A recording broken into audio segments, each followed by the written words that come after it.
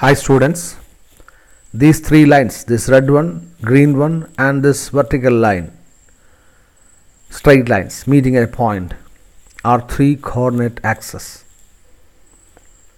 And if we consider planes like this, these planes, mutually perpendicular planes, divides the whole space into 8 parts, and those parts are called 8 octants.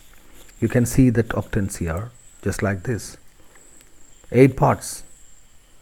Which one is the first octant, second octant, third octant? There are 8 octants, 1/8 of the whole space. So let us stop it here. And here x is positive. See, this is the positive direction of x axis. This is the positive direction of y axis, and this is the positive direction of z axis. That means if we take a point here, the x coordinate, y coordinate and z coordinate, all the three coordinates must be positive. Then now this x is a positive distance, this is y positive, z is also a positive distance. Therefore the coordinates, three coordinates of this point are all positive. That means this is a point in the first octant. How can we convert this point into a point in the second octant? How can we pull him back to this octant?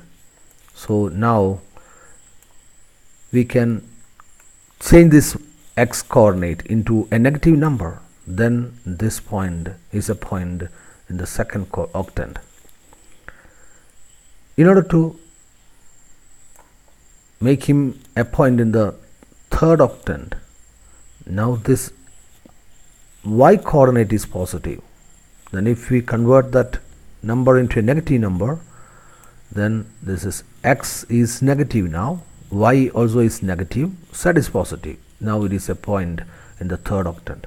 How can we pull this point into this octant, the fourth octant? Now if we convert this x into a positive number, this point is a point in the fourth octant. So in order to make this point a point in the first octant, we have to change this into a positive number. Now this is x is positive, y and z all are positive now. So in order to move this point into the fifth octant, we have to change this z coordinate down. It is negative now. X is positive, y is positive, z is positive. It is in the fifth octant. So converting this x into a negative number, we can keep it as a point in the sixth octant. So changing this y into a negative number, we can change that point into a point in the seventh octant. Now caution must be taken, or just take care of this point. Think of this point. Now what are the coordinates? What is the peculiarity of the coordinates of this point? See, x, y, z all are negative here. In the seventh octant, see, all the coordinates are negative. So we can bring that point in the eighth octant by changing this x into positive. Now it is a point in the eighth octant.